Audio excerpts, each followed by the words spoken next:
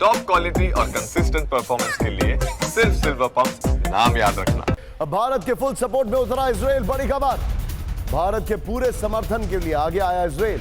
आतंक के खिलाफ लड़ाई में भारत के साथ इजराइल। ऑपरेशन सिंदूर की कामयाबी की सराहना की। भारत से रणनीतिक सहयोग और बढ़ाएगा इजराइल।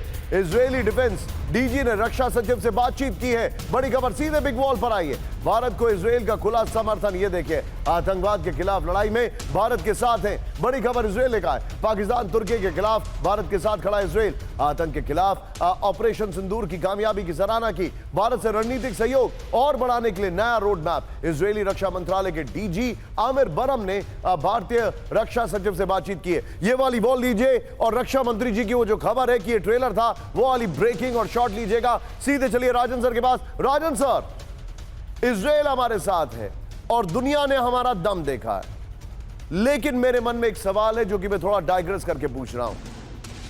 सर, ये मिस्टर ट्रंप का क्या किया जाए? कभी कुछ और बोलते हैं, कभी कुछ और बोलते हैं। इंडिया की डिप्लोमेटिक पॉलिसी, इंडिया की जो फॉरेन पॉलिसी होगी वो कैसे काम कर रही होगी अभी? देखिए, आप ये मान के चलें कि आप कोई भी युद्ध लड़ते हैं तो कभी भी आप अमेरिका पे पूरी तरह से भरोसा करके नहीं लड़ें।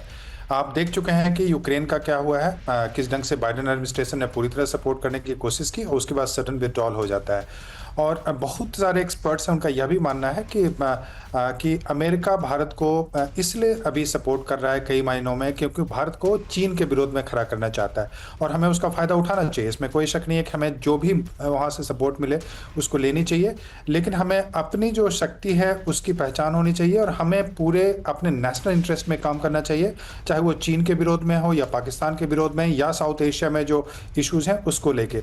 क्योंकि जो लड़ाई जब भी होती है ये पूरी तरह से अपनी लड़ाई होती है। दूसरे देश आपको थोड़े से फाइनेंशियल मदद कर देंगे, थोड़ी डिप्लोमेटिक सपोर्ट कर देंगे, लेकिन कोई भी आपको अपनी पूरी तरह से आपके साथ नहीं आएगा।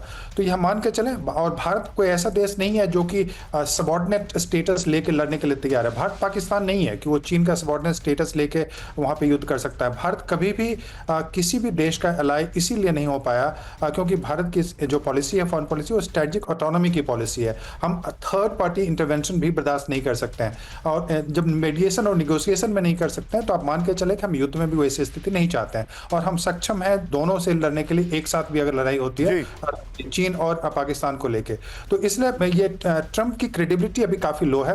वो इसलिए आप देख रहे हैं कि वैसे देशों से दौरा कर रहे हैं जिसको वो पहले वो खुद टेररिस्ट बोल चुके हैं, जैसे कतर। तो वैसे में ट्रंप की पॉलिसी बदलती रहती है।